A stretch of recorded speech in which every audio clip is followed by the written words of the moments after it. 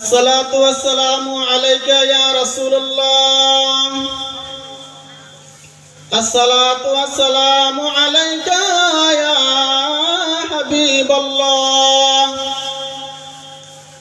الصلاة والسلام عليك يا شفيع المذنبين. الصلاة والسلام عليك يا رحمة للعالمين.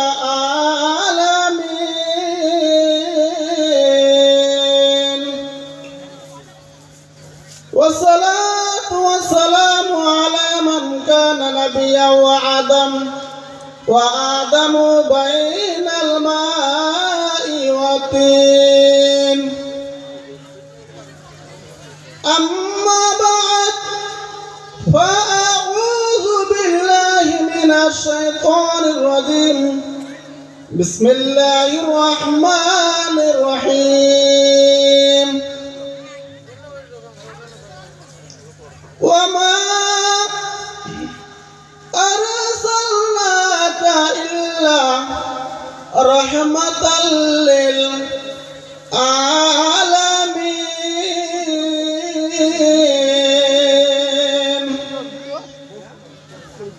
في شان حبيبه ومحبوبه ومعشوقه مخبرا وآمرا. إن الله وملائكته يصلون على النبي يا أيها الذين آمنوا صلوا عليه وسلموا تسليما. درود اللهم زبان خلے دینا مولانا محمد وعلى آل سيدنا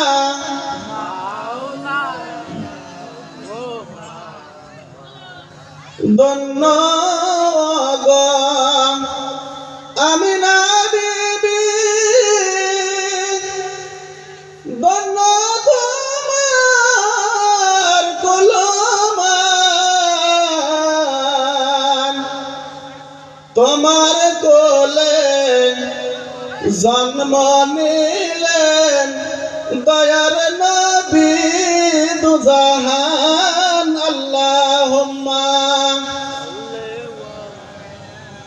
সাইয়্যিদিনা মাওলানা মুহাম্মদ ওয়া আলা আলি সাইয়্যিদিনা মাওলানা মুহাম্মদ।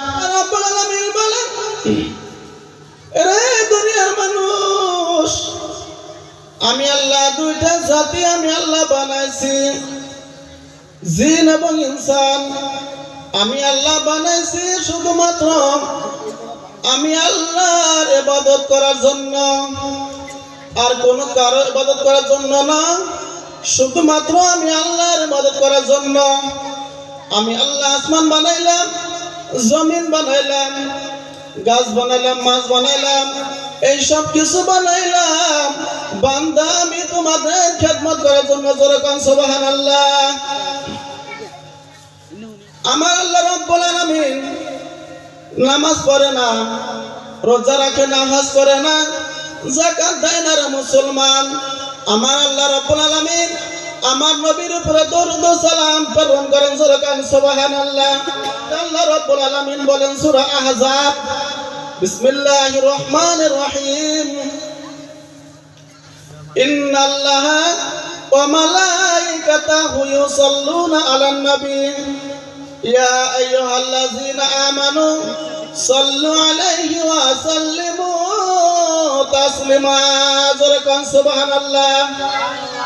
ইন্নাল্লাহা নিশ্চয় আমি আল্লাহ, নিশ্চয় আমি আল্লাহ, ওয়া মালাইকাতাহু আমার ফেরেশতাকুল সঙ্গে লইয়া ইউসাল্লুনা আলান নবী আমার নবীর উপরে দরুদ শরীফ পাঠ করে। জোরে কান সুবহানাল্লাহ।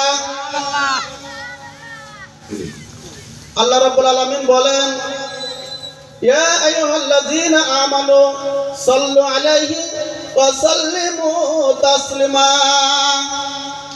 আল্লাহ রাব্বুল আলামিন বলেন, হে ঈমানদাররা, তোমরা আমার নবীর উপর দরুদ ও সালাম প্রেরণ করো। জোরে কোন সুবহানাল্লাহ। এরে মা বোনেরা, আপনাদের কথা দিয়ে একটা বলবো যদি সময় পাই, যদি সভাপতি সাহেব আমাকে কিছু সময় দেয়, আমি তোমাদের কথা দিয়ে একটা বলবো। ও মা বোনেরা, তোমরা নামাজ পড়বা, রোজা রাখবা, টাকা থাকলে হজ করবা, টাকা থাকলে হজ করবা, যাকাত দিবা, আর তোমরা স্বামীর খেদমত করবা, আর তোমরা পর্দা করে চলবা। ফাতেমাতুজ জোহরা রাদিয়াল্লাহু তাআলা আনহা পর্দাকে তো বেশি ভালোবাসতেন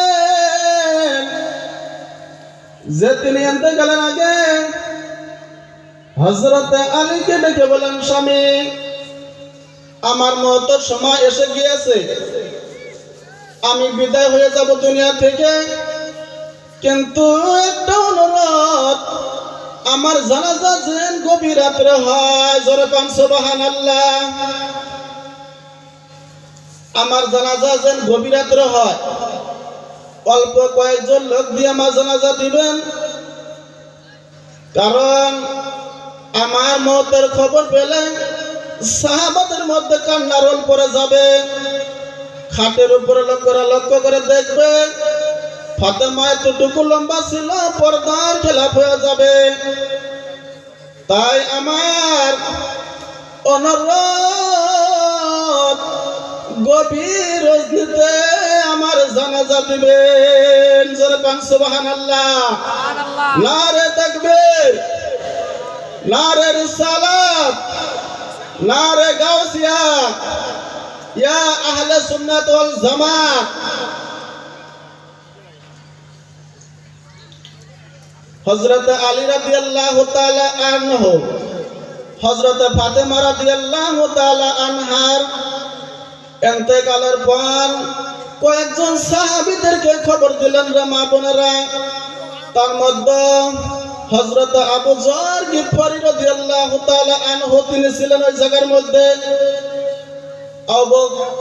আবু যর গিফারি রাদিয়াল্লাহু তাআলা আনহু কবর বয়ান হওয়ার পর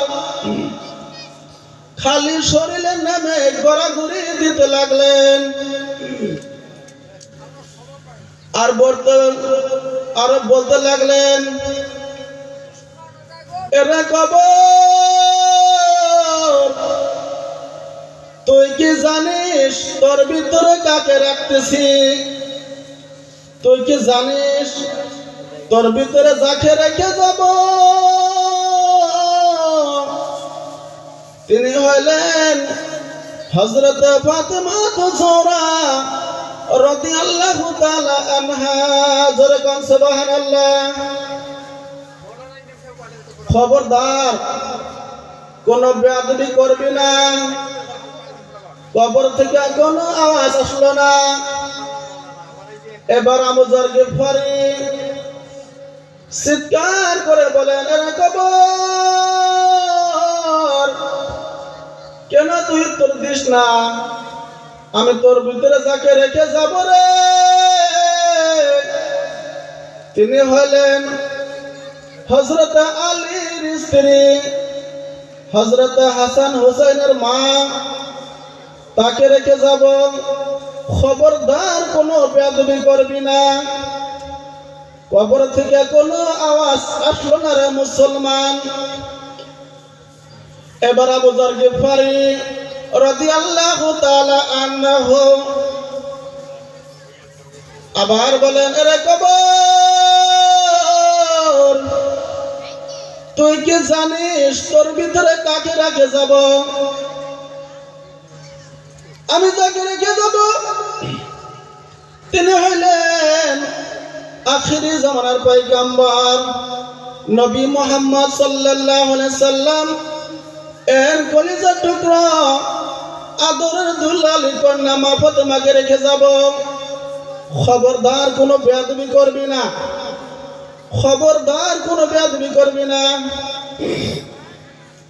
এবার কবর মানুষের মতো আওয়াজ করলো, জোরে কোন সুবহানাল্লাহ। এবার কবর থেকে গভীর আওয়াজে ডাক দিল, আমি ফাতেমা চিনি না, আমি হযরত আলীর স্ত্রী চিনি না, আমি হাসান হোসেনের মা চিনি না, আমি রাসূলের কলিজার টুকরা আদরের দুলালি কন্যা মা ফাতেমাকে আমি চিনি না। আমি চিনি আমার ভিতরে যদি কেউ আমল ভালো নিয়ে আসতে পারে, আমি কবর সবুজ গলিচা হয়ে যাব। জোরে কোন সুবহানাল্লাহ।